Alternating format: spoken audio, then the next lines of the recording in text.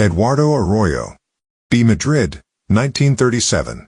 The Spanish painter, sculptor, printmaker, and stage designer Eduardo Arroyo often uses imagery in the pop art style to satirize and provoke. Largely self-taught, he went to Paris in 1957 to avoid military service, and first showed there at the Salon of Young Artists around 1960. His work is representational and figurative, often alluding to clichés, historic events, and public figures to tell a story or to criticize, usually controversially.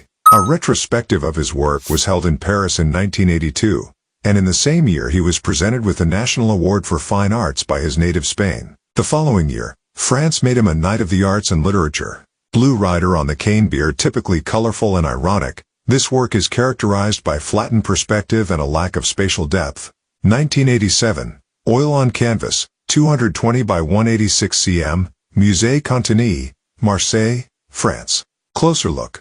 Color. The simplification of areas of color on the central male figure's face brings Arroyo's work closer to abstraction. Mel Ramos. Sacramento, 1935. A hugely popular American artist, Mel Ramos is best known for his jokey nude or scantily clad pinups. He says of his work, "I always make sure that my pictures are not too erotic and that they have a trace of humor." This is usually reflected in his titles, such as You Get More Spaghetti with Giacometti. Wienerberger Ramos's pinups are draped over oversized commercial items from popular culture, such as this hamburger, to parody the supposed glamour of advertising. 1965. Color Litho, 48 by 38 cm, Wolverhampton Art Gallery, UK. Alan Jones.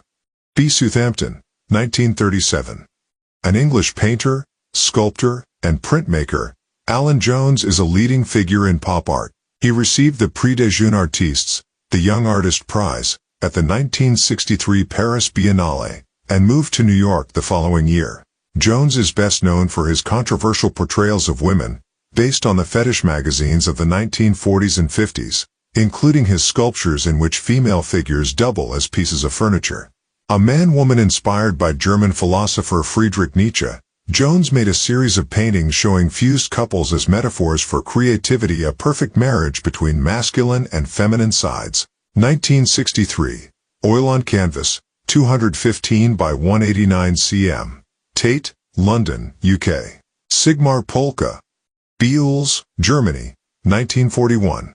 Sigmar Polke is considered one of the most important German painters of the post-war generation. Marked by irreverence for traditional painting techniques and materials, his work has an anarchic element, which has seen him described as a visual revolutionary. Polke uses pop art-related images in unexpected, often contradictory combinations to encourage the viewer to question conventional methods of art evaluation. His series of grid pictures, for example, was painted with the aid of projectors. Polke's paintings usually take the form of commentaries on other works of art and employ humor to parody artistic pretentiousness, particularly concerning modern art. Lifeline. 1965. His girlfriend's painting questions the authority of the printed image. 1977. 91. Made professor at the Academy of Fine Arts, Hamburg. 1981. Untitled, referring to Max Ernst, commentates on other paintings. 2002. The Hunt for the Taliban and Al-Qaeda shows his newly developed technique of machine painting. Modern Kunst. In this parody of 1950s expressive gestural abstraction, Polke creates patterns similar to those of artists such as Solich and Hartung. 1968. Artificial Resin and Oil on Canvas, 150 by 125 cm, on loan to the Kunsthalle, Hamburg, Germany. Closer look. Parody. Polke exaggerates the expressive brushwork that characterizes informal abstraction to parody what he views as the artistic pretentiousness of modern art. In context, the rise of pop art coincided with increasing public anxiety about the manipulative power of the advertising industry, whose images were a source of inspiration for pop artists. There was a feeling that the ordinary consumer was no more than a pawn. Vance Packard's book The Hidden Persuaders, 1957, lifted the lid on the techniques used by advertisers to control the desires of their audience. George and Gugu Polk combined signs and techniques to provoke and intrigue, rather than to tell a story. The shadowy figure on the right is modern.